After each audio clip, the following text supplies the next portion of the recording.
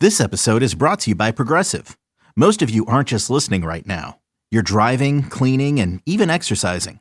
But what if you could be saving money by switching to Progressive? Drivers who save by switching save nearly $750 on average. And auto customers qualify for an average of 7 discounts. Multitask right now.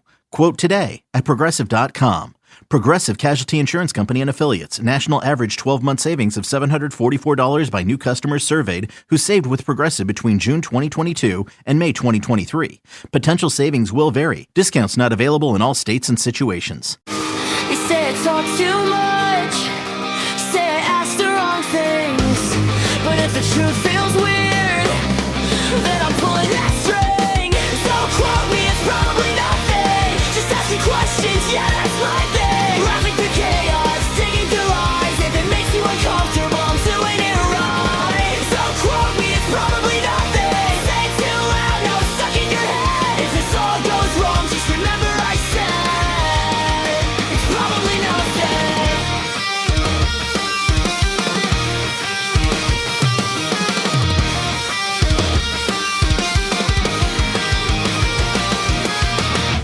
Hi, hello.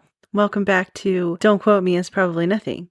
Today is True Crime Tuesday, and I think today we are going to fully commit to the funny side of crime because I'm feeling a little funny today. Maybe. I have 2 guests today. I have Burkle Pants like usual. So if you hear her snoring, then there's that. She's snoring. Oh yeah, I've been keeping this a secret for a little while. Like I haven't told anyone. You know, but I'm telling everyone now, I guess. So I got the fat jab. So eventually I'm not going to be fat anymore. And I didn't get it just to like not be fat, you know. I got it because I eat a lot. Because my brain's always hungry, you know. It's always like, oh, I bet those cinnamon rolls would be good. And oh, mozzarella sticks, obviously. And then it says stuff like, I don't know, feed me, you know.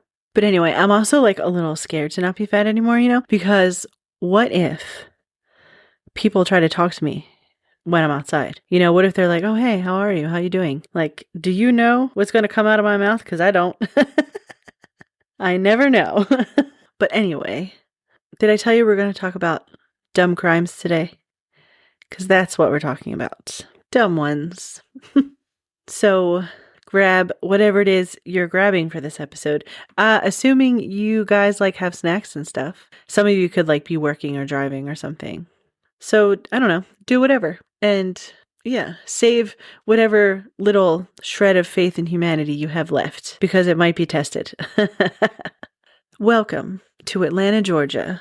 I don't know why I said it like that, but this case takes place in Atlanta, Georgia. So let me set the scene for you, okay? So it was Monday afternoon on July 3rd of 2023, and inside a nail salon called Nail First, a would-be robber tried to pull off a stick-up, and like literally no one even cared.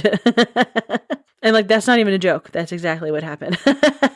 So according to the surveillance footage released by Atlanta Police Department's robbery unit, the unidentified man walked into the salon wearing a blue hat, sunglasses, and blue jeans. And he had his right hand inside a bag, clearly trying to make it look like he was holding a weapon, which classic, like dramatic posture, you know, where you just hold your hand in the pocket and they're like, oh my God, he's got a gun, you know, because that's what I would think. I would think immediately he has a gun. I don't even think I would assume finger gun. So then he shouted, everybody get down, give me all your money, empty all your pockets, which basically, like, they're textbook robbery lines, you know? But anyway, the customers literally just stared at him like it was just Monday and they had nails to finish because, yeah. Like they weren't scared and they were not complying. One person like barely even looked up from their seat. Another customer calmly finished a phone call mid-shout, and one woman eventually stood up and like slowly walked out the door without giving him any money. Meanwhile, this guy's standing there yelling like he's at like karaoke night gone wrong or some shit. Can you imagine being the criminal and walking in and screaming like, give me all your money or something like that, and nobody listens to you at all? That's literally how I feel with my children. Except I don't yell, give me all your money. I say stuff like, go clean your room or throw that away. But anyway, the suspect didn't get the big haul that he was expecting. And according to reports, he walked out of the salon empty-handed with absolutely no cash after realizing that no one was responding to him. And the only thing he did end up taking was a cell phone from one woman who stepped outside briefly. And police ended up later recovering the phone for her. Anyway, after that, he got into a silver sedan and drove off, and Atlanta police released the video publicly asking for tips to identify him. But also, why is it always like a silver sedan? Also, why do I always think of a small silver Toyota when someone says silver sedan? Is that what you guys think of too? Maybe a little Honda? I don't know.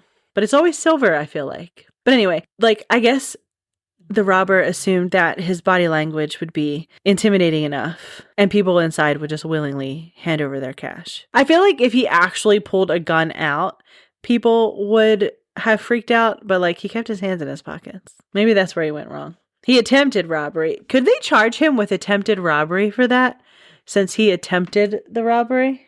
Jim's shaking his head yes. I guess that makes sense because the charge is attempted robbery and he's attempting a robbery. So I answered my own question, I guess, that I saw Jim shaking his head at. Okay, this next case is the story of someone who clearly watched one too many cartoons as a child.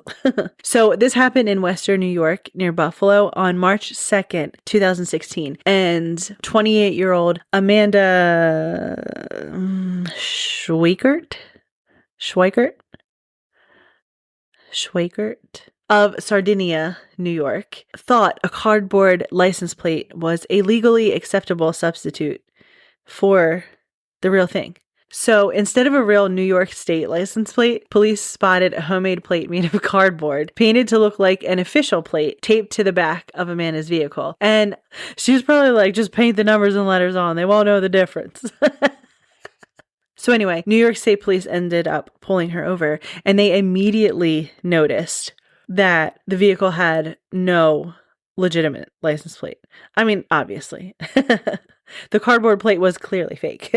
So her car's registration was also suspended, and the driver had no insurance. Not exactly the trifecta of confidence in your crime energy, I guess. So anyway, after pulling her over, they took her and charged her with possession of a forged instrument.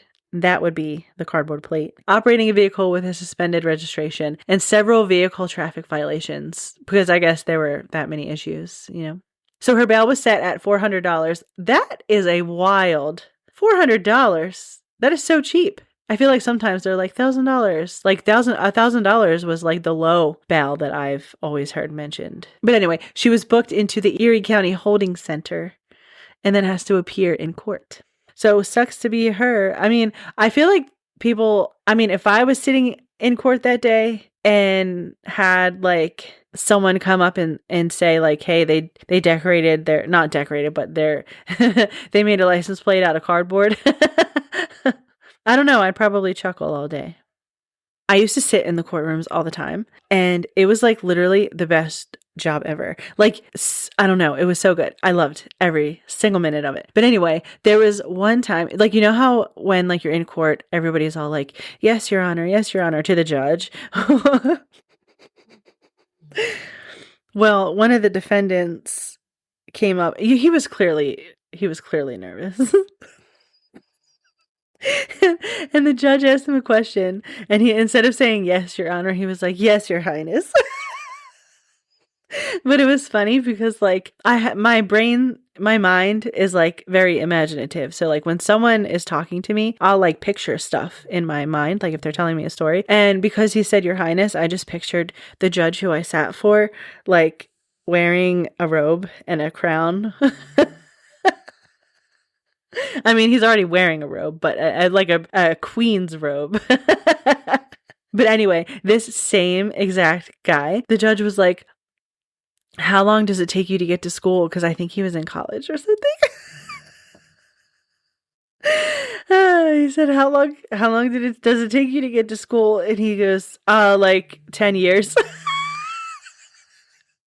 But I think he ended up like misunderstanding, because he meant like, he probably thought the judge meant like how long have you been in school, but like worded it weird. Maybe he was a little tiny bit like a dumb. Good times, good times. But anyway, moving on to the next one.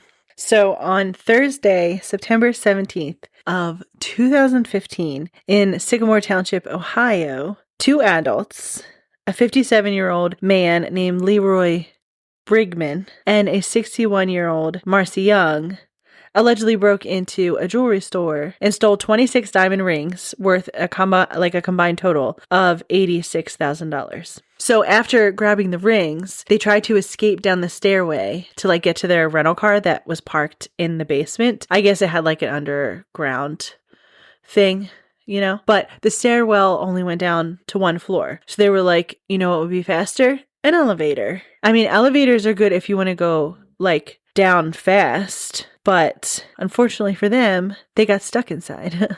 So police were already on the scene and they heard noises coming from inside the elevator. So it turns out the suspects were wedged between floors and all they had on them were 26 diamond rings that they stole and screwdrivers and a ski mask and no idea how to work elevators.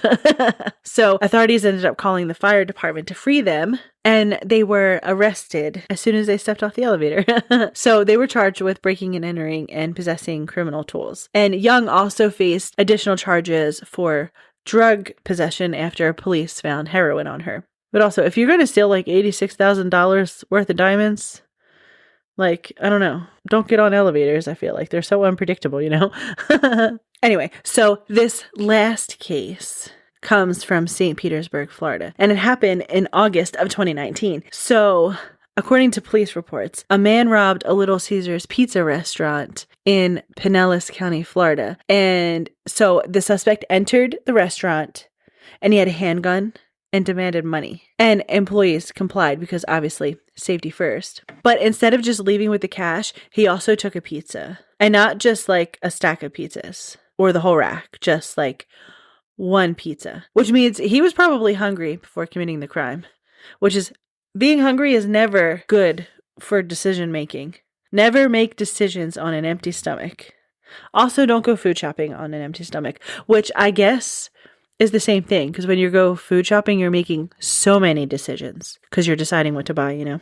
Anyway, so after the robbery, he fled the scene, and according to police, while sitting in the car, he started eating the stolen pizza. So he also still had his gun on him.